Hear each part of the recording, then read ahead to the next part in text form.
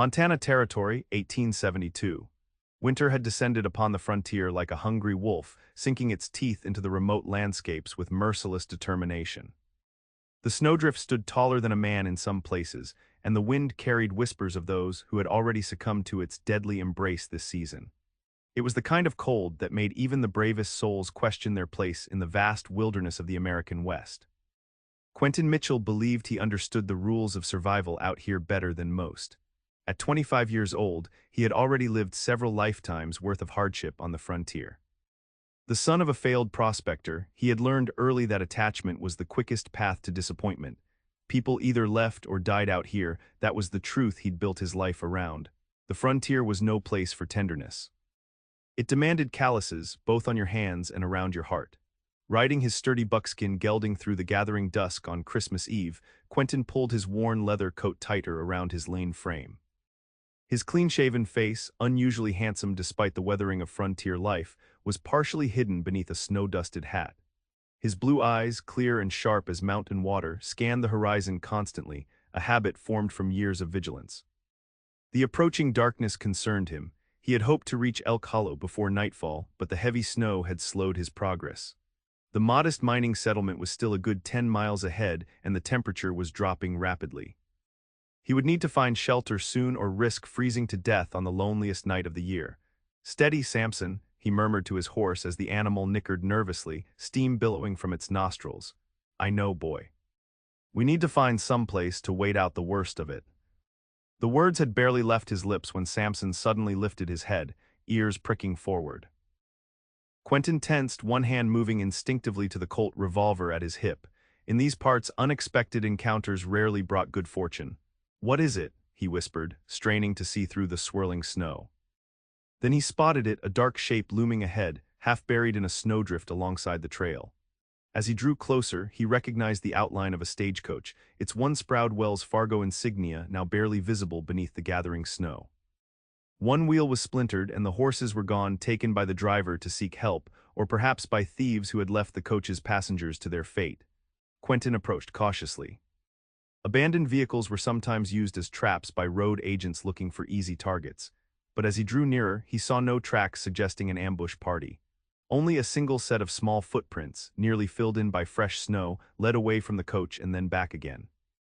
He was about to call out when he noticed something that made his blood run cold. Huddled against the leeward side of the coach, a figure sat motionless, nearly camouflaged by the snow that had accumulated on their clothing. Quentin dismounted quickly, his boots crunching through the snow as he approached. As he drew closer, he realized it was a woman. She sat with her knees pulled to her chest, her head lowered as if in peaceful sleep, but Quentin knew better. Sleep in this cold was a prelude to death. "Miss," he called, kneeling beside her. "Miss, can you hear me?"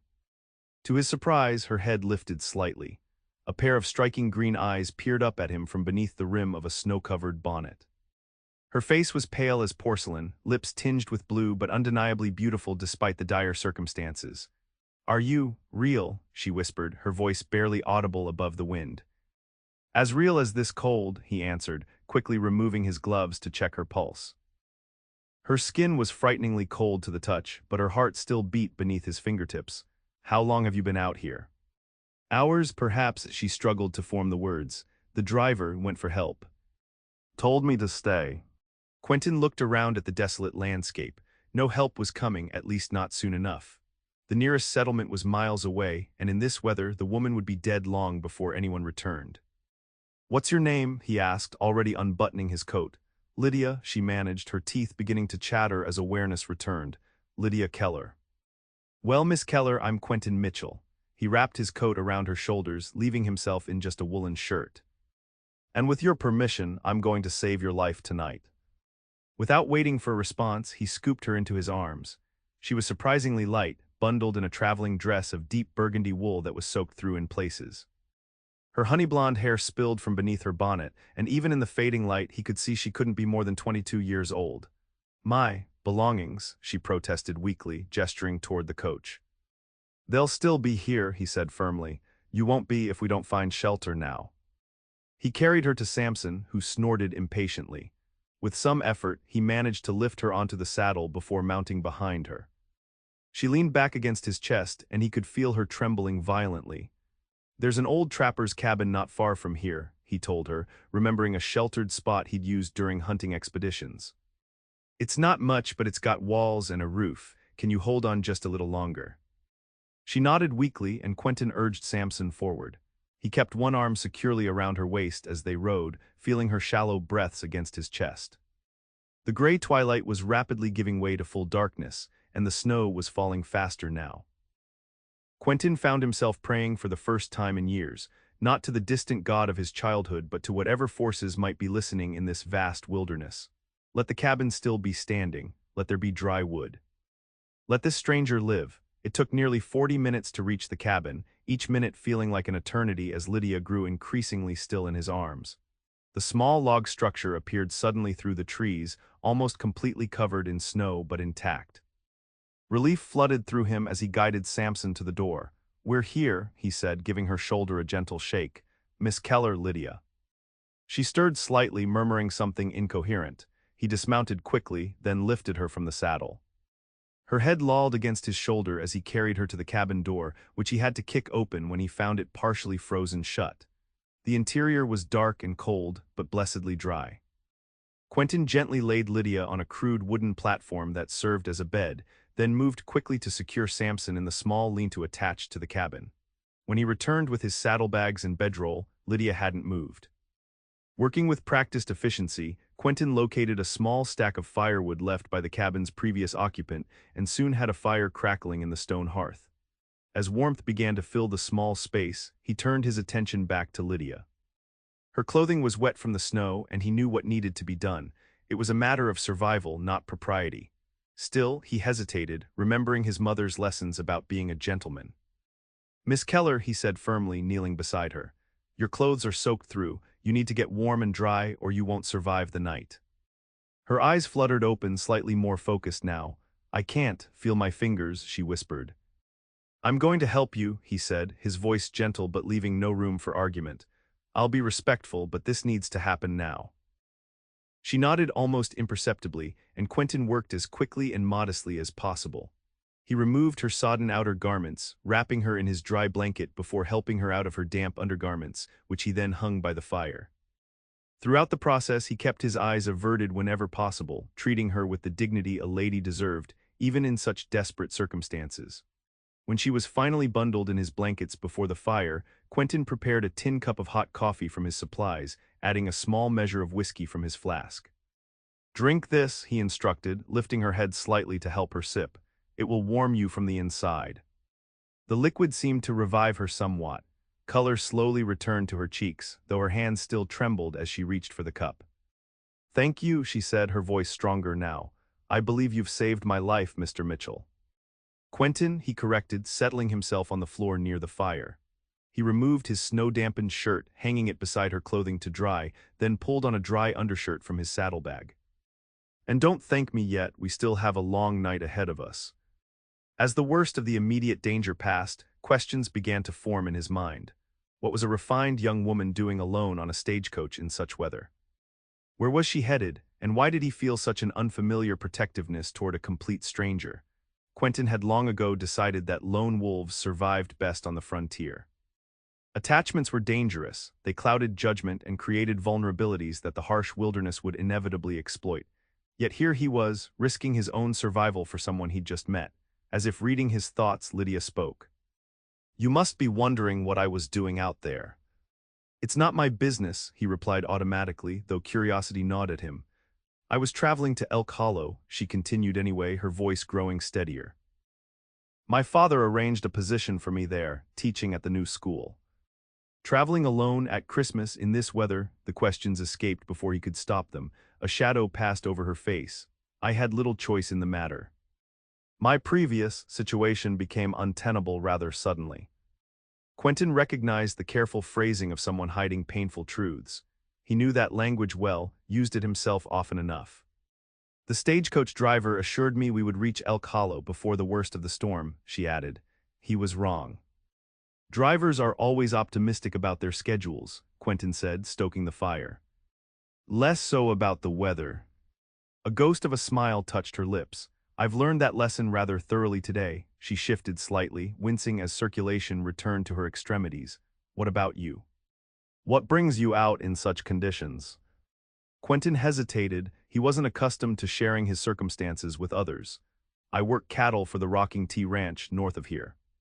Was heading to town for supplies. On Christmas Eve. Christmas doesn't mean much to me, he said flatly, just another day. She studied him with those remarkable green eyes. No family waiting. No, he said simply. Not anymore.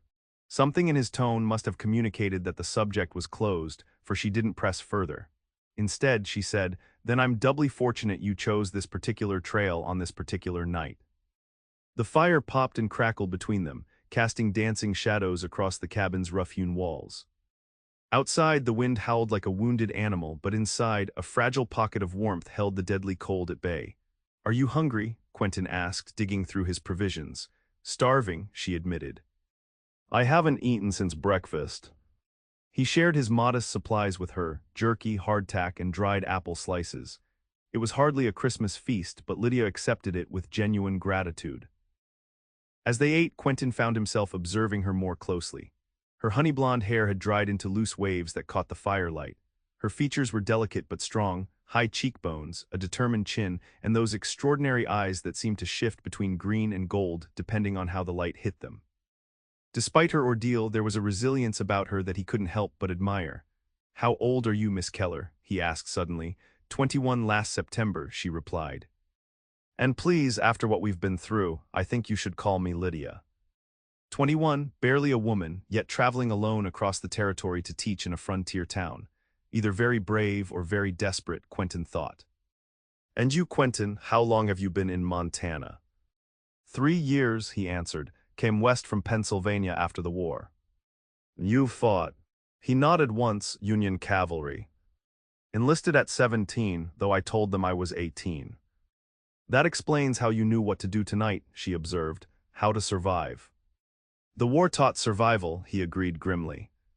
The frontier refined the lesson. As the night deepened, they talked more. Quentin found himself sharing more than he intended, about his childhood in Pennsylvania, his father's failed mining ventures that had taken his family west initially, the loss of both parents to cholera when he was 16. He spoke briefly of the war, skipping over the worst parts and his aimless wandering afterward until he found work as a cowhand. In turn, Lydia told him about growing up in St. Louis, the daughter of a banker who had died the previous year, leaving her in the care of an uncle whose wife had made it clear Lydia was an unwelcome burden. When the opportunity to teach in Montana territory arose, I seized it, she explained. My uncle was quite relieved to purchase my ticket and see me on my way. Teaching children in a mining town won't be easy, Quentin warned. Elk Hollow is rough around the edges. I'm stronger than I look, she said with unexpected firmness, and I've discovered I'm quite adaptable when necessary. Quentin believed her. She had nearly frozen to death hours ago, yet here she was, speaking calmly about her future plans as if the ordeal had been merely an inconvenient delay. As midnight approached, Christmas now, though neither mentioned it, Lydia's eyelids began to droop despite her efforts to stay alert. You should sleep, Quentin told her. Take the bed, I'll keep the fire going. She looked at the crude platform and then at him with concern. Where will you rest? I've slept on worse than this floor, he assured her. Go on. After a moment's hesitation, she moved to the platform, wrapped securely in his blankets. Thank you, Quentin, she said softly, not just for saving my life, but for your kindness afterward. He nodded, uncomfortable with her gratitude. Rest now. Long after her breathing had deepened into sleep, Quentin remained awake, feeding the fire and contemplating the strange turn his solitary journey had taken. There was something about Lydia Keller that disturbed his carefully constructed defenses. Her courage, her forthright manner, the way she faced her circumstances without self-pity, these qualities resonated with him in ways he hadn't expected. But he reminded himself sternly that by tomorrow afternoon they would reach Elk Hollow and she would begin her new life as the town's schoolteacher. He would continue on to the ranch and their paths would diverge. It was better that way. Attachments were dangerous, especially out here where death lurked behind every blizzard, every fever, every bad horse. He had learned that lesson too well to forget it now. Still, as he watched the firelight play across her peaceful features, Quentin Mitchell felt something shift inside him, something he had long thought frozen solid, like the ground beneath the Montana snow. Morning brought a temporary reprieve from the storm. Sunlight streamed through the cabin's single window, illuminating dust motes that danced in the golden beams. Quentin, who had dozed fitfully through the night, was already stoking the fire when Lydia stirred. "Good morning," she said, her voice husky with sleep. She sat up, keeping the blankets wrapped around her. "How long has it been light?" "Not long," he replied, setting coffee to boil. "The storm's let up for now, but more's coming." "I can feel it." She glanced toward the window. "Will we be able to reach Elk Hollow today?" "If we leave soon, yes." He checked her clothing by the fire. "Everything's dry now." "I'll step outside while you dress." Quentin busied himself with Samson, ensuring the horse was fed and ready for the journey ahead. When he returned, Lydia was fully dressed in her burgundy traveling gown, her honey-blonde hair neatly arranged beneath her bonnet. The transformation was remarkable, from the half-frozen woman he'd rescued to this composed, undeniably beautiful young lady preparing for her arrival in town. "You look recovered," he observed, pouring her a cup of coffee. "Thanks to you," she accepted the cup gratefully. "Though I fear I've imposed on your generosity long enough, you must be anxious to continue your journey." "Elk Hollow is on my way," he said with a shrug. "Besides, I can't very well leave you here." They ate a quick breakfast of the remaining provisions, then packed up to leave. As Quentin saddled Samson, Lydia stood in the doorway of the cabin, gazing at the pristine white landscape that stretched before them. "It's beautiful," she murmured, "deadly but beautiful." "That's Montana for you," Quentin replied, tightening the cinch. "Come on, we should reach the stagecoach by mid-morning. If your luggage is still there, we can collect it on the way." The ride to the abandoned coach was slow but steady. Lydia sat before him in the saddle, and Quentin found himself unusually aware of her presence. The subtle floral scent of her hair, the way she held herself straight despite the discomfort, the occasional brush of her hand against his arm as she balanced herself. To his relief, the stagecoach remained undisturbed. Lydia's trunk was still secured to the back, and with some effort, Quentin managed to free it and secure it to Samson's saddle. "It's not too heavy for him?" Lydia asked with concern, patting the horse's neck. "Samson's carried heavier loads through worse conditions," Quentin assured her. "He's the best horse I've ever known." They continued toward Elk Hollow, following the main trail that was now easier to discern in daylight. As they rode, Quentin pointed out landmarks and shared stories about the area. The ridge where he'd tracked a wounded elk for 2 days, the creek where he'd once caught 30 trout in a single afternoon, the distant mountains where gold had been found and lost and found again. "You love this land," Lydia observed during a brief rest. Quentin considered this. "I respect it," he corrected. "Love implies safety. There's no safety in loving something that can kill you without a moment's notice." She studied him thoughtfully. "Is that how you approach everything, with respect rather than love?" The question struck uncomfortably close to the truth he lived by. "It served me well enough," he said, avoiding her gaze. They reached the outskirts of Elk Hollow shortly after noon. The mining town had grown considerably since Quentin had last visited, with new buildings sprouting along the main street and smoke rising from dozens of chimneys. Christmas decorations adorned some of the establishments, pine boughs and red ribbons offering a festive touch to the otherwise utilitarian settlement. "The school is at the north end of town," Lydia said, consulting a letter she retrieved from her pocket. "Near the church." Quentin nodded, guiding Samson through the muddy main street. A few curious glances were cast their way. A beautiful young woman riding double with a cowboy on Christmas Day was bound to attract attention. The schoolhouse was easy to spot, a simple white clapboard building with a small bell tower. Next to it stood a modest cabin that Quentin assumed was the teacher's quarters. As they approached, the door to the cabin opened, and an elderly woman emerged, shading her eyes against the winter sun. "That must be Mrs. Whitman," Lydia said. "The letter said she's been caring for the teacher's quarters until my arrival." Quentin reined Samson to a stop before the cabin. With a strange reluctance, he helped Lydia dismount, his hands lingering briefly at her waist before he withdrew them. "Miss Keller," the elderly woman called, approaching cautiously, "is that you?" "We'd given up hope when the stage didn't arrive yesterday." "Yes, Mrs. Whitman," Lydia confirmed. "I apologize for the delay. There was an accident with the coach." Mrs. Whitman looked from Lydia to Quentin with undisguised curiosity. "And who might this young man be?" "This is Mr. Quentin Mitchell," Lydia explained. He saved my life when our stagecoach broke down in the storm. I would have frozen to death if not for his intervention." The older woman's expression softened. "Then we owe you a debt of gratitude, Mr. Mitchell. It would have been a terrible loss to our community before Miss Keller even had a chance to begin her teaching." Quentin shifted uncomfortably in the saddle. "Just happened to be passing by, ma'am." "Providence, I call it," Mrs. Whitman declared firmly, "and on Christmas Eve no less. Why, it's like something from a storybook." More townspeople began to gather, drawn by the arrival of the new schoolteacher and the dramatic tale of her rescue. Quentin found himself the center of unwanted attention as Lydia recounted the events of the previous night, her telling making him sound far more heroic than he felt. "You must stay for Christmas dinner, Mrs. Whitman insisted, addressing Quentin. "The whole town gathers at the church. It's the least we can do to thank you properly." Before Quentin could formulate a polite refusal, Lydia turned to him with those remarkable eyes. "Please say you'll stay," she said quietly. "I owe you a proper thank you as well." Something in her gaze made it impossible to refuse.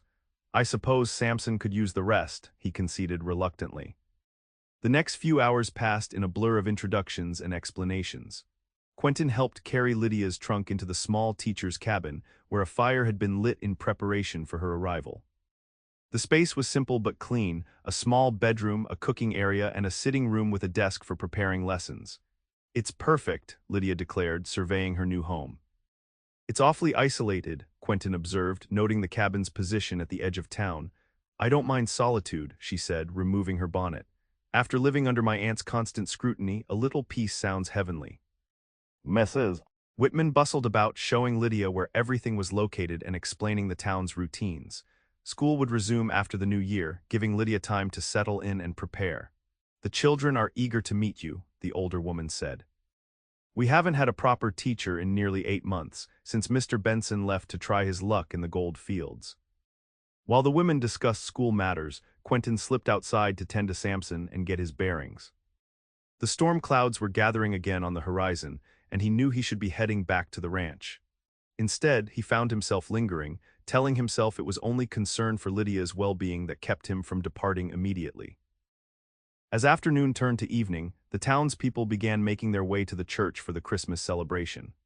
Quentin, who had changed into his spare shirt and brushed the worst of the trail dust from his clothing, waited outside the teacher's cabin as instructed. When the door opened, he forgot momentarily how to breathe. Lydia emerged wearing a dress of deep forest green that set off her honey-blonde hair, which she had arranged in an elegant style with soft curls framing her face. She had clearly made the most of the limited time and resources available to her. "You look," Quentin searched for an appropriate word, "different." A smile touched her lips, different good or different concerning. "Good," he said quickly. "Very good." She took his offered arm, and together they walked to the church, which glowed with lamplight against the darkening sky. Inside, long tables had been set up in the main room, laden with food brought by the families of Elk Hollow. A large pine tree stood in one corner, decorated with handmade ornaments, strings of berries, and small candles that cast a warm glow over the gathering. The townspeople welcomed Lydia warmly, each seeming eager to make the acquaintance of the new schoolteacher. Quentin found himself introduced as the hero who saved Miss Keller from certain death, a description that made him increasingly uncomfortable as the evening progressed. "You don't like attention," Lydia observed quietly as they took their seats at the table. "Never saw much use for it," he replied. The Christmas dinner was a far cry from the jerky and hardtack they had shared the night before. Roast venison, ham, turkey, potatoes, fresh bread, and pies of every description covered the tables. Children darted between the benches, barely contained excitement evident in their flushed faces and bright eyes. Throughout the meal, Quentin was aware of Lydia beside him, her genuine delight in the celebration, her gracious responses to the many questions directed her way, the occasional brush of her arm against his. For a man accustomed to solitude, the constant proximity was both unsettling and strangely satisfying. After dinner, some of the townspeople produced instruments, a fiddle, a harmonica, a guitar, and began playing Christmas carols. Soon the center of the room was cleared for dancing. "Do you dance, Mr. Mitchell?" Mrs. Whitman asked mischievously. "Not if I can help it, ma'am," Quentin answered truthfully. "Oh, but you must," the elderly woman insisted. "It's Christmas, and Miss Keller should have at least one dance to welcome her to Elk Hollow." Before he could protest further, Quentin found himself being gently pushed toward Lydia, who stood watching the proceedings with amusement. "I apologize in advance," he muttered as he reluctantly offered his hand. "I'm likely to step on your toes." "I'll risk it," she replied, placing her hand in his. The musicians struck up a waltz, and Quentin awkwardly placed his free hand at Lydia's waist. He had danced exactly twice in his life, once at his cousin's wedding before the war, and once during a rare celebration after a particularly successful cattle drive. Neither experience had left him confident in his abilities. Yet somehow, as they began to move, he found a rhythm. Lydia followed his lead effortlessly, her green eyes never leaving his face. The rest of the room seemed to fade away, the music becoming the only sound that mattered. See. "Not so terrible," she said softly. "The night's still young," he warned. "Plenty of time for me to make a fool of myself." She laughed, the sound light and musical. "I doubt that very much, Quentin Mitchell. You strike me as a man who rarely makes a fool of himself." As they circled the floor, Quentin became aware of approving glances from the townspeople. He could almost hear their thoughts. What a handsome couple they made, the brave cowboy and the beautiful new schoolteacher. It was the kind of romantic notion that frontier towns thrived on, especially during the holidays when emotions ran high and loneliness felt more acute. But Quentin knew better. By tomorrow he would be back on the trail to the ranch, and Lydia would be settling into her new life here. Their paths had crossed briefly, dramatically, but that was all. Attachments were dangerous. He had seen too many good men broken by love and loss on the frontier to believe otherwise. Yet as the dance ended and Lydia's hand lingered in his, Quentin felt a treacherous warmth spreading through his chest, a feeling he had not allowed himself to experience in years. The storm that had threatened all day finally arrived just as the celebration was concluding. Heavy snow began falling, driven by a wind that howled down the main street of Elk Hollow with renewed fury. "You can't possibly travel in this weather," Mrs. Whitman declared when Quentin mentioned returning to the ranch. "Why, it's worse than last night. You'd freeze before you'd gone 5 miles. "The ranch is expecting me," Quentin protested weakly. "No one expects anyone to travel in a blizzard on Christmas night," the older woman insisted. "The boarding house has rooms available." Lydia, who had been speaking with the town's minister, approached just then. "What's happening?" "Mr. Mitchell thinks he's going to ride back to his ranch tonight," Mrs. Whitman explained, her tone making it clear what she thought of this plan. Concern flashed across Lydia's face. "That would be foolish, Quentin. The storm is worsening." "I've ridden through worse," he said, though all three of them knew it was not entirely true. "Please," Lydia said softly, "don't risk your life unnecessarily." "Not after you saved mine." Her words, combined with the genuine worry in her eyes, broke through his resistance. "All right," he conceded, "one night." The relief on Lydia's face was immediate and unmistakable. "Wonderful. In fact," she added, turning to Mrs. Whitman, "there's no need for Mr. Mitchell to stay at the boarding house. The teacher's cabin has a small guest room. Since he's already familiar with my situation, it seems the most sensible arrangement." Mrs. Whitman looked momentarily scandalized, then thoughtful. "Well, given the circumstances of your acquaintance, and the fact that you'll be under the same roof as 2 of our most respectable citizens." She gestured toward the couple who lived in the adjoining house. "I suppose propriety is satisfied." "And it would save the expense of the boarding house." Quentin wanted to object. Staying under the same roof as Lydia seemed dangerous in a way that had nothing to do with the storm, but he found himself nodding in agreement instead. After bidding good night to the remaining townspeople, they made their way carefully back to the teacher's cabin, leaning into the wind and shielding their faces from the driving snow. Once inside, with the door firmly closed against the elements, the sudden silence was almost disorienting. "I'll show you to the guest room," Lydia said, lighting a lamp. "It's small, but there's a proper bed at least." The room was indeed small, little more than a closet with a narrow bed, a chair, and a hook on the wall for clothing. But after months of sleeping in bunkhouses and on the ground, it looked positively luxurious to Quentin. "This will be fine," he said, "thank you." Lydia hesitated in the doorway. "Would you like some tea before turning in? I find I'm not quite ready for sleep." The sensible thing would be to decline, to retreat behind the closed door and minimize their interaction. But Quentin heard himself say tea would be nice. They sat before the fire in the small sitting room, steam rising from their cups as the wind rattled the windows. For a while they spoke of practical matters. The condition of the trails, the likelihood of more storms, the supplies Quentin needed to purchase before returning to the ranch. Then, during a lull in the conversation, Lydia asked the question Quentin had been dreading. "Why are you so determined to remain alone, Quentin?" He stared into his cup, considering his response. "I told you about my parents. After they died, I learned that attachments just mean more loss eventually. Out here especially, life is too uncertain to build on relationships." "That sounds like a lonely philosophy." "Better lonely than broken," he said flatly. Lydia studied him with those perceptive green eyes. "Is it? I've experienced loss too, my father, my home, my place in society. Each one hurt terribly, but I can't imagine choosing isolation as the alternative." "It's not a choice," Quentin argued. "It's survival." "Is it surviving, though, or just existing?" Her voice was gentle, without judgment. "From what I've seen, the people who truly thrive on the frontier are those who build connections, who face the hardships together." Her words struck uncomfortably close to truths he had been avoiding. Quentin had seen it himself, the ranch families who weathered drought and blizzard together, emerging stronger, the mining camps where men formed brotherhoods that sustained them through the harshest conditions. "Maybe for some," he conceded. "But not everyone gets that choice." Lydia set down her cup. "We all have choices, Quentin, even when circumstances seem to dictate otherwise. I chose to come west rather than live as an unwanted dependent." "You choose solitude over vulnerability." The insight was too accurate to deny. Quentin found himself unable to meet her gaze, focusing instead on the fire that popped and hissed in the hearth.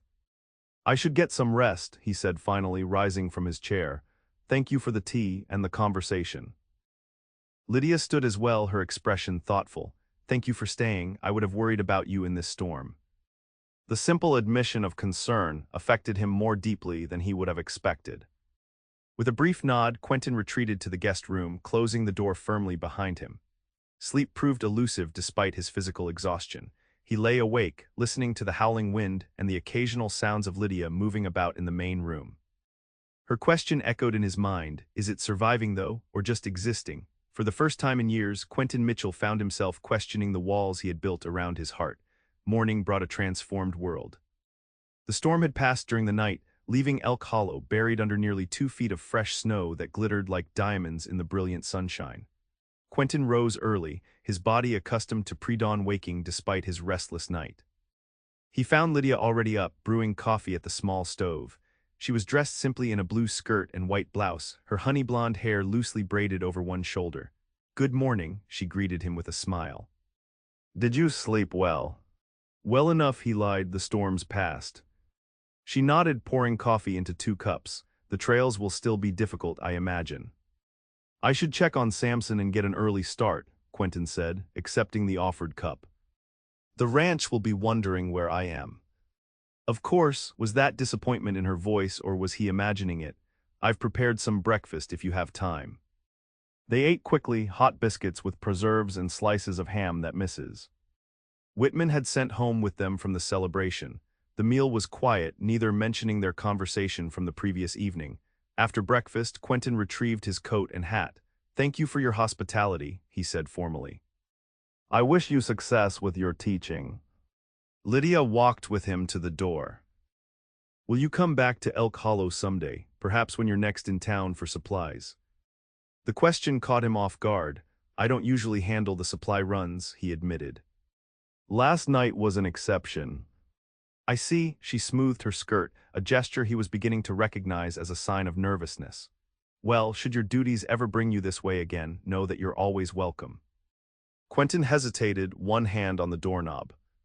The sensible course was clear: thank her politely, leave immediately, and return to the life he knew. Lydia Keller represented complications, emotions, potential attachment, all the things he had spent years avoiding. Yet he found himself saying, "Perhaps I could check on you when the spring thaw comes. Ensure you've weathered your first Montana winter." The smile that illuminated her face was like sunrise breaking over the mountains. "I would like that very much." Outside, Quentin made his way to the livery stable where Samson had been housed for the night. The street was already busy, with townspeople digging out from the storm, children shrieking with delight as they played in the massive snowdrifts. As he saddled Samson, Quentin's thoughts remained on Lydia. In just 2 days, she had somehow worked her way past defenses that had withstood years of solitude. Her courage, her directness, her ability to see through his carefully constructed walls, all of it both terrified and attracted him. Heading out already, the livery owner, a grizzled man named Peterson, appeared at his elbow. "Need to get back to the ranch," Quentin replied, checking Samson's cinch. "Shame," Peterson commented. "Whole town's talking about you and the new schoolmarm. Thought you might stick around a few days, see where it leads." Quentin frowned. "There's nothing to see. I just happened to be there when she needed help." "If you say so," the older man said skeptically.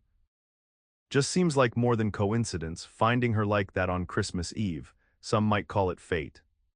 "I don't believe in fate," Quentin said firmly. "Just good luck and bad and knowing how to handle both." Peterson shrugged.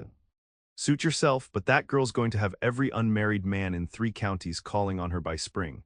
Pretty young thing like that, educated too, won't stay available long." The thought created an uncomfortable knot in Quentin's stomach. He busied himself with securing his saddlebags, ignoring the older man's knowing look. When Samson was ready, Quentin led him out into the bright morning sunshine.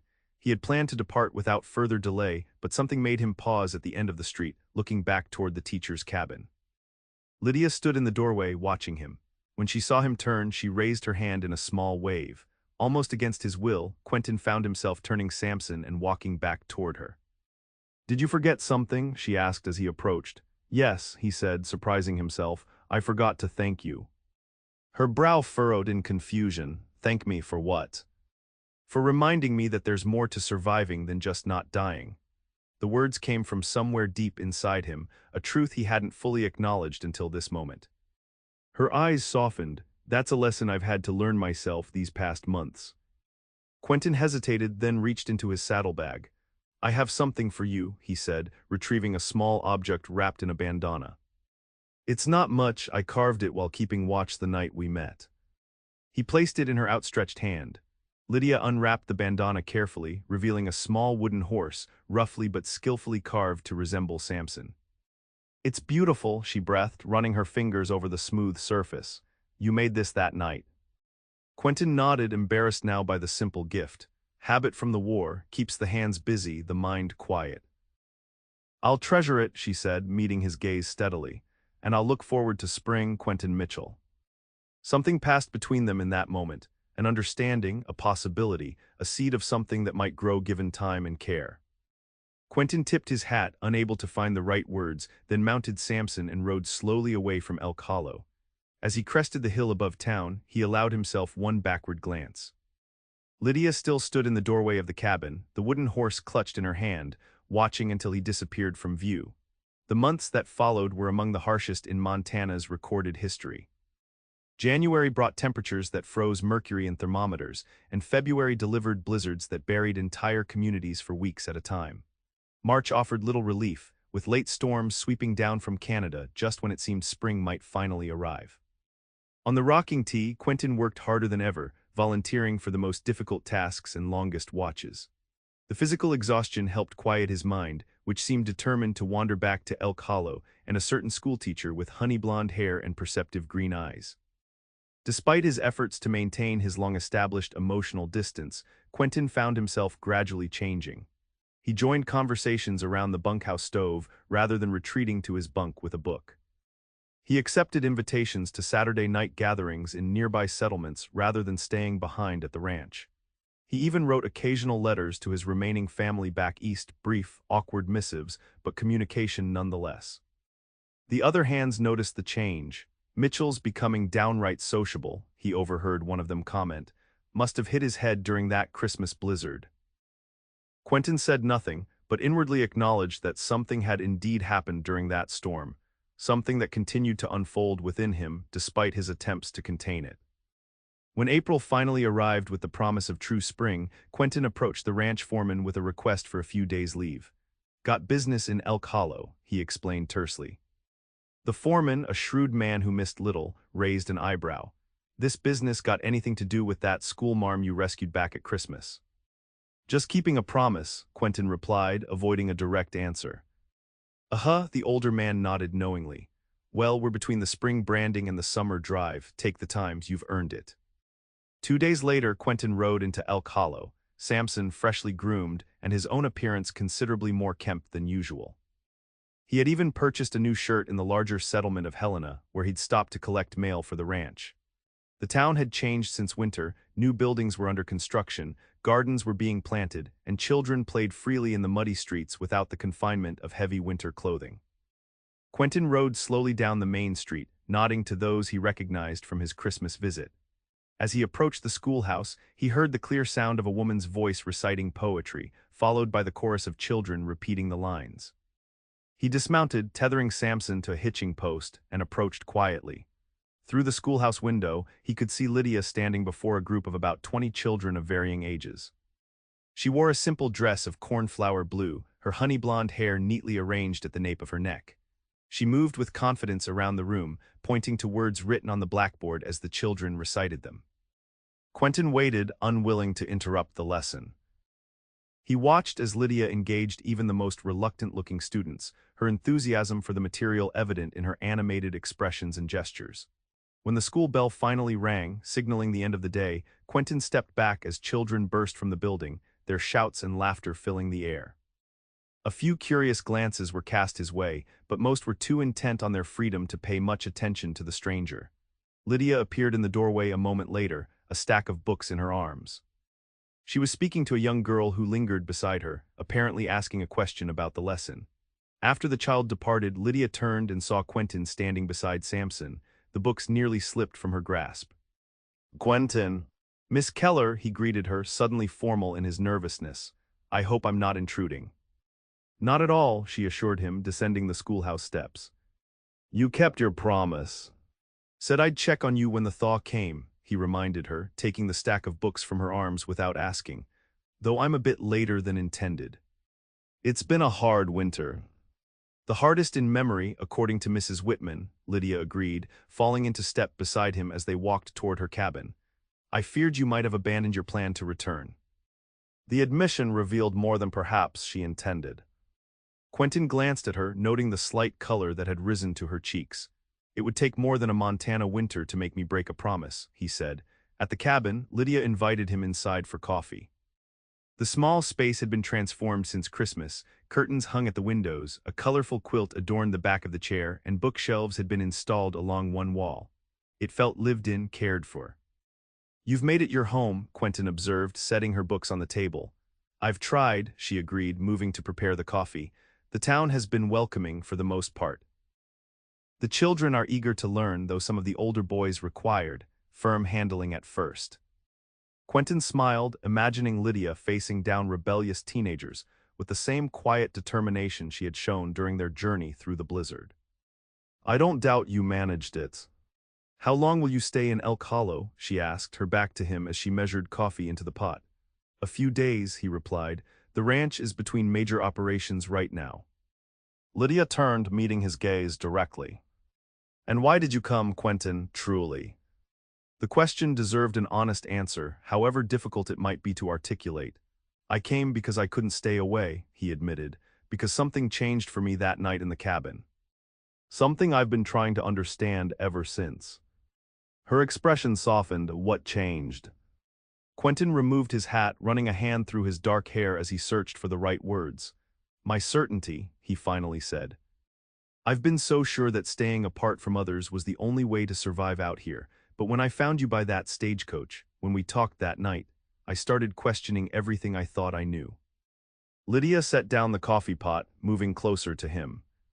"And what have you concluded?" "That I don't want to just survive anymore," he said simply. "I want to live, and I think that might include getting to know you better if you're willing." The smile that illuminated her face was answer enough, but she spoke the words anyway. "I'm very willing, Quentin Mitchell. I've thought of little else since Christmas." The coffee was forgotten as they sat by the window, talking as the afternoon sun cast long shadows across the floor. Quentin told her about the ranch, about his growing friendships with the other hands, about his tentative correspondence with his remaining family. Lydia shared stories of her students, her integration into the community, her plans for expanding the school curriculum. As evening approached, Lydia insisted on preparing dinner. "Nothing elaborate," she warned, "but better than trail rations, I promise." Quentin watched as she moved confidently around the small cooking area, slicing vegetables and seasoning a modest cut of beef. There was something profoundly appealing about her practicality, her lack of pretension despite her educated background. "You've adapted well to frontier life," he observed. Lydia glanced over her shoulder with a smile. "Necessity is a powerful motivator, and I've discovered I enjoy the challenges. Each new skill mastered feels like a victory." Over dinner, they spoke of the future, hers as Elk Hollow's teacher, his at the rocking tea. Neither mentioned the growing connection between them directly, but it hummed in the air like distant thunder, powerful and inevitable. After the meal, as night fell over the town, Quentin knew he should return to the boarding house where he had secured a room. Yet he lingered, reluctant to end the evening. "I should go," he finally said, rising from his chair. "It's getting late." Lydia walked with him to the door. "Will I see you tomorrow?" "Yes," he promised, "perhaps. Perhaps you could show me around the town properly. I didn't see much of it at Christmas." "I would like that," she agreed. Quentin hesitated, then reached out to take her hand. Her fingers were warm and surprisingly strong as they curled around his. "Thank you for today," he said softly, "for welcoming me back." "Thank you for returning," she replied, her green eyes reflecting the lamplight. "For keeping your promise." Impulsively, Quentin raised her hand to his lips, pressing a gentle kiss against her knuckles. It was a courtly gesture, old-fashioned perhaps, but it felt right in that moment, respectful yet unmistakably affectionate. The blush that spread across Lydia's cheeks and the slight catch in her breath told him the gesture had achieved its intended effect. With a final good night, Quentin stepped out into the cool spring evening, his heart lighter than it had been in years. The days that followed were among the happiest Quentin had known since childhood. Lydia showed him Elk Hollow through her eyes, the small but growing library housed in the church basement, the general store where she had befriended the owner's wife, the stream where she sometimes took her students for natural history lessons. In turn, Quentin shared his knowledge of the surrounding wilderness, teaching Lydia to identify animal tracks, predict weather changes by cloud patterns, and find edible plants in the forest. During one such expedition, they discovered a meadow filled with early wildflowers, a riot of color against the still brown landscape of early spring. "It's like a secret garden," Lydia exclaimed, kneeling to examine a cluster of delicate blue blossoms. "Hidden away until someone chances upon it." Quentin watched her delight with a strange tightness in his chest. "Some things are worth seeking out," he said quietly. She looked up at him, understanding the deeper meaning in his words. "Yes," she agreed. "The most valuable discoveries often require venturing beyond familiar paths." On his fourth day in Elk Hollow, Quentin received a message from the ranch. A cow had been injured during calving, and his particular skill with injured livestock was needed. He would have to return sooner than planned. He found Lydia at the schoolhouse after the day's lessons, grading papers at her desk. The sunlight streaming through the windows caught the golden highlights in her hair, creating a halo effect that momentarily stole his breath. "I have to leave tomorrow," he said without preamble when she looked up. Disappointment flashed across her face before she composed herself. "I understand, your work is important." "I'll return," he promised, "as soon as I'm able." Lydia set down her pen, studying him with those perceptive green eyes. "Will you?" The question contained all her unspoken doubts, about his intentions, about the viability of any connection between them, about his willingness to overcome his long-established pattern of emotional isolation. "Yes," Quentin said firmly. "I can't promise when. The summer drive will keep us busy for weeks, but I will come back, Lydia." She rose from her desk, moving to stand before him. "Then I'll hold you to that promise, Quentin Mitchell. And I'll be here when you return." That evening, they walked together along the creek that ran behind the town, speaking of everything and nothing. As twilight descended, casting the world in shades of purple and gold, Quentin found himself facing a decision he had been contemplating since his arrival. "Lydia," he began, coming to a stop beside a willow tree that dipped its branches into the flowing water. "These past days have meant more to me than I can properly express." She turned to face him, her expression open and attentive. "They've meant a great deal to me as well." "I'm not good with words," he continued, removing his hat and twisting it nervously in his hands. "Never have been, but I need you to understand something before I leave tomorrow." "I'm listening," she said softly. Quentin took a deep breath. "When I found you by that stagecoach, I was a man determined to remain alone. I believed that was the only way to survive out here, to avoid the pain that comes with caring too deeply. He paused, gathering his thoughts. But knowing you, even for this short time, has shown me how empty that kind of survival is. You've awakened something in me that I thought was dead, something that wants more than just to endure from one day to the next. Lydia's eyes glistened with unshed tears. What are you saying, Quentin? I'm saying that I care for you, he said simply. More than I thought possible after so short an acquaintance. And when I return, if you're willing, I'd like to court you properly, with intentions that go beyond friendship. A single tear escaped, trailing down her cheek. I would like that very much, she whispered. I've cared for you since that night in the trapper's cabin when you risked your own life to save a stranger. Quentin reached out, gently brushing away her tear with his thumb. Not strangers anymore, he said softly. Their first kiss was gentle, almost tentative, a promise rather than a passion, a beginning rather than a culmination. When they parted, Quentin rested his forehead against hers, marveling at the unexpected turn his life had taken since Christmas Eve. I will return, he vowed again, and next time I won't leave so soon. The following morning, Quentin mounted Samson as the sun rose over Elk Hollow. Lydia stood beside him, having risen early to see him off. Be careful, she said, adjusting his bandana with a familiarity that felt both new and right.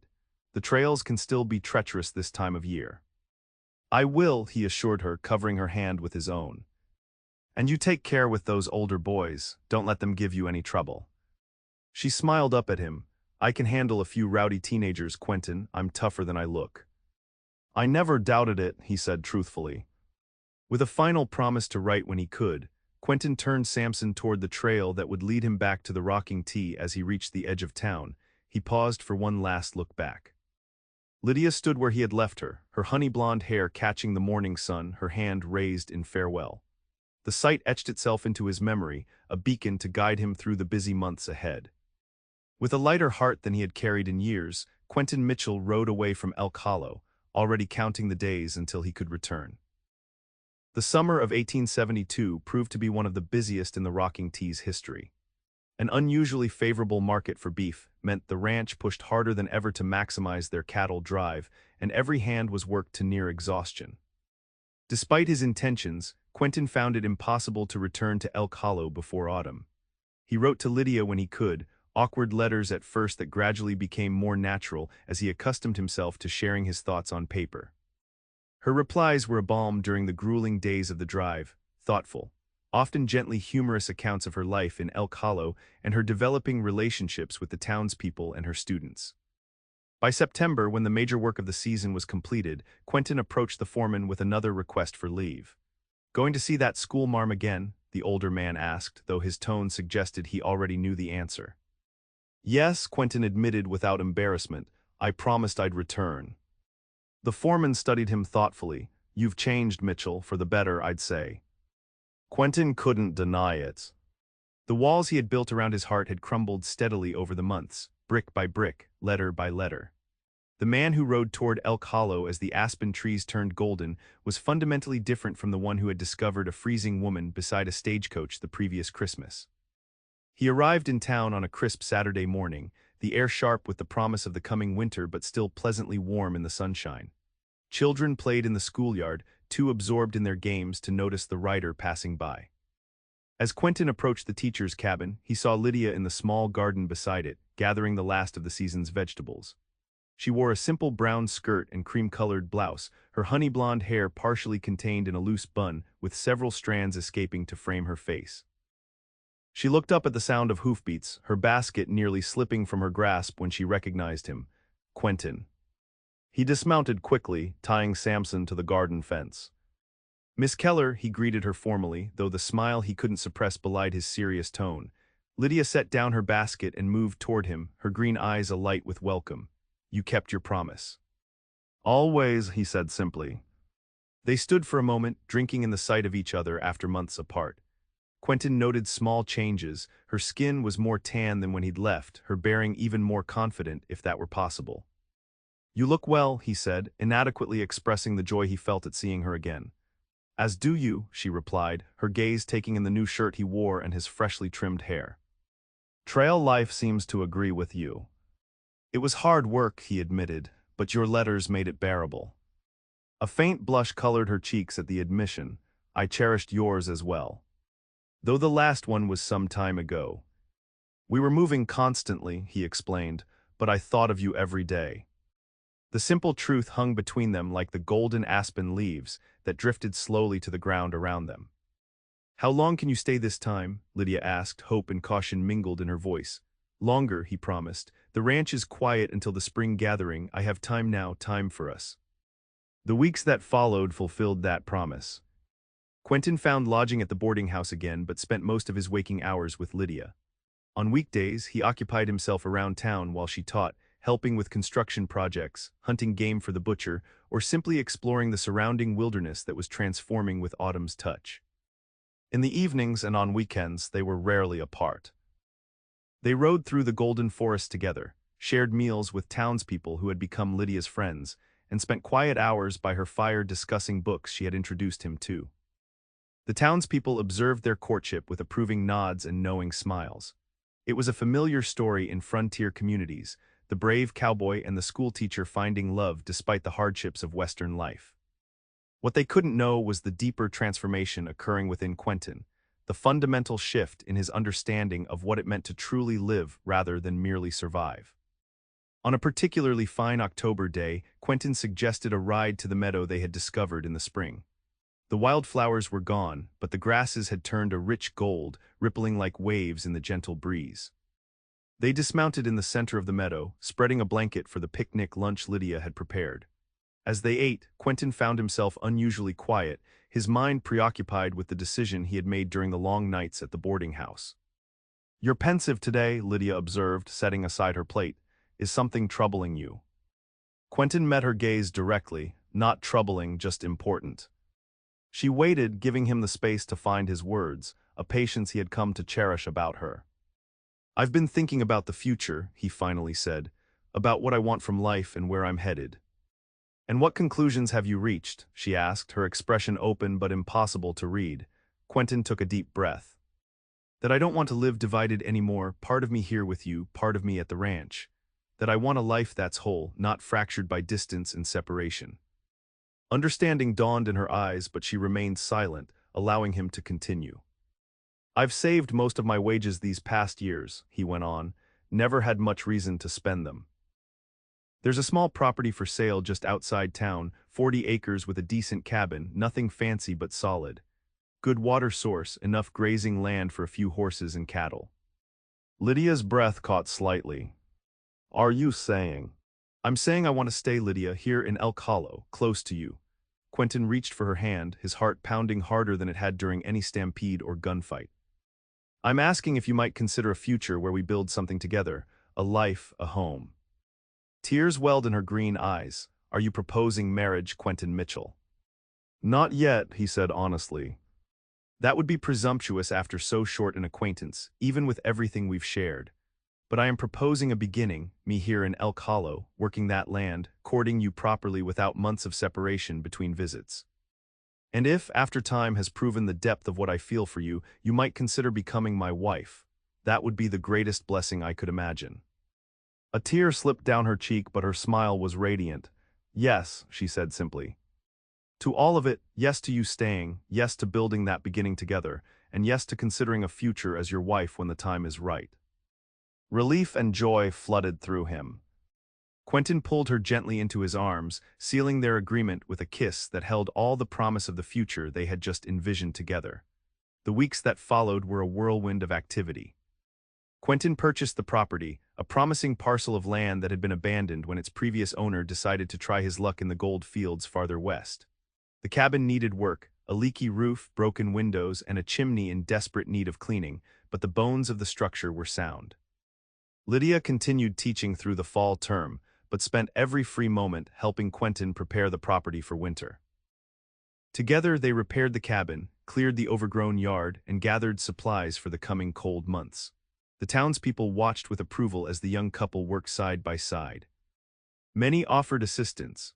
The blacksmith helped repair the wagon that came with the property, the general store owner extended credit for building supplies, and several of the local men organized a barn raising when Quentin mentioned his plans for a small stable. As December approached, Quentin returned briefly to the rocking tee to formally resign his position and collect his remaining belongings. The foreman was unsurprised by the decision. "Figured as much when you rode out last time," the older man said, shaking Quentin's hand. "Can't say I blame you. That schoolmarm's a fine woman by all accounts." "She is," Quentin agreed simply. "Well, you know ranching," the foreman continued. "That's more than most who try to start up around here. If you need advice or help with breeding stock come spring, you know where to find us." The offer of continued friendship touched Quentin deeply. He had spent so many years keeping people at arm's length that the genuine connections he had formed, first with Lydia, now with others, still surprised him at times. He returned to Elk Hollow just as the first significant snowfall of the season arrived. The cabin, now properly weatherproofed and furnished with the basic necessities, welcomed him with a sense of rightness he had never experienced before. This was not just shelter, this was home. As Christmas approached, a year since their first dramatic meeting, Quentin found himself reflecting on the extraordinary changes in his life. From the solitary cowboy who believed attachment was merely a prelude to loss, he had become a man with roots, relationships, and hopes for the future. On Christmas Eve, he invited Lydia to dinner at his cabin, their first meal in what he hoped would someday be their shared home. He had spent days preparing, cleaning until the modest structure gleamed, planning a menu that would showcase his limited but earnest cooking skills, even cutting pine boughs to decorate the main room.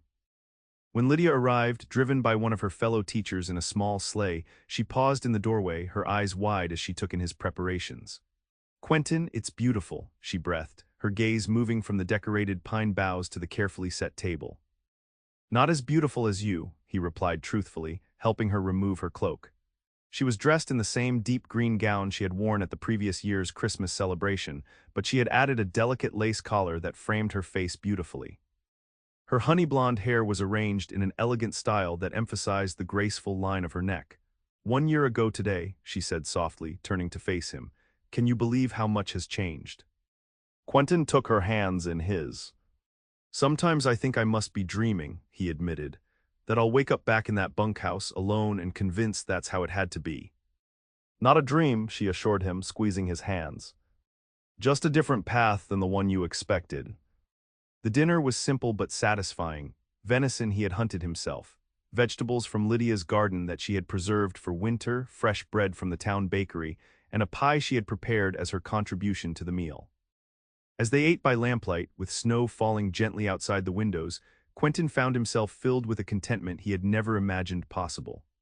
The harsh frontier that had once seemed to demand isolation, as the price of survival now felt like the backdrop for a life rich with connection and possibility. After the meal, they sat before the fire, talking quietly about their plans for the property. A garden in the spring, perhaps a few milk cows, maybe an expansion to the cabin eventually. The future stretched before them, full of shared dreams. "I have something for you," Quentin said finally, retrieving a small package from the mantel. "A Christmas gift." Lydia accepted it with a smile.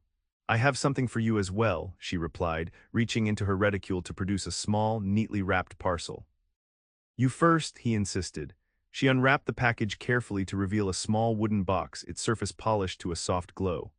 When she opened it, a delicate melody began to play, a music box crafted by a skilled artisan in Helena whom Quentin had commissioned during his last visit to the larger settlement. "Quentin," she whispered, tears gathering in her eyes as she recognized the tune, "Silent Night," the same carol that had been playing when they danced at the Christmas celebration a year ago. "To remember how it all began," he explained, suddenly uncertain. "Is it too sentimental?" "It's perfect," she assured him, leaning forward to kiss his cheek. "Now yours." Quentin unwrapped her gift to find a hand-knitted scarf in deep blue wool, along with a small, leather-bound book. "The scarf is practical," she explained as he examined the gifts. "The Montana winters demand it, but the book." He opened it to find blank pages, with a handwritten inscription on the first leaf. "For new beginnings, new stories, and the courage to write them. With love, Lydia." "A journal?" he asked, touched by the thoughtfulness of the gift. She nodded. "You told me once that you're not good with words. I disagree." "Your letters this summer revealed a man with a deep appreciation for the world around him and the ability to express it beautifully. I thought perhaps you might enjoy recording your observations, your experiences as you build this new life." The gift reflected such a profound understanding of him. both who he was and who he was becoming, that Quentin found himself momentarily speechless. Instead of words, he drew her close, pouring his gratitude and affection into a tender kiss. When they parted, he kept her hand in his thumb tracing circles on her palm. "There's one more thing I'd like to give you tonight," he said quietly, "if you're willing." Something in his tone must have communicated the significance of the moment, for Lydia sat straighter, her green eyes searching his face. "What is it?" Quentin reached into his pocket, withdrawing a small object that he had carried close to his heart for weeks now. "I know we agreed to take our time, to be certain of our feelings before making permanent commitments." He opened his hand to reveal a simple gold ring with a small emerald set in the center, modest but elegant, like the woman before him. "But I am certain, Lydia Keller, more certain than I've been of anything in my life. This past year has taught me that some risks are worth taking, that opening yourself to love isn't weakness but the greatest strength there is." Lydia's eyes widened, her lips parting slightly in surprise. "I'm not asking you to marry me tomorrow," Quentin continued, his voice steady despite the pounding of his heart. "But I am asking you to accept this ring as a promise, that when you're ready, when you're as certain as I am, I'll be here waiting to build a life with you." Tears spilled freely down Lydia's cheeks now. "I don't need more time," she whispered.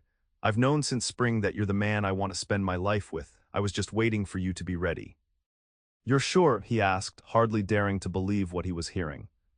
"Completely," she affirmed. "Yes, Quentin Mitchell, yes to your promise, yes to becoming your wife, yes to everything." With trembling fingers, he slipped the ring onto her left hand. It fit perfectly, the emerald catching the firelight like her eyes did when she laughed. "When?" he asked simply. "Spring," she suggested. "When the wildflowers return to our meadow, we could be married there with the mountains as witnesses." The image was so perfectly right that Quentin could see it clearly. Lydia in a white dress, surrounded by the colors of awakening nature, beginning their married life in the place where he had first dared to hope for a future together. "Spring it is," he agreed, sealing the promise with another kiss. Outside, snow continued to fall gently, blanketing the world in pristine white. Inside the cabin, warmth and love held the winter at bay, a perfect counterpoint to the previous Christmas Eve when a solitary cowboy had found a woman freezing beside a worn stagecoach and in saving her life had unexpectedly saved his own. The future stretched before them, no longer a harsh wilderness to be endured alone, but a journey to be shared, with all its joys and sorrows weathered together. As the fire crackled and the music box played its gentle melody, Quentin Mitchell marveled at the truth he had finally embraced. That the frontier's greatest gift was not the freedom of solitude, but the courage to build connections that could withstand even the harshest seasons of life.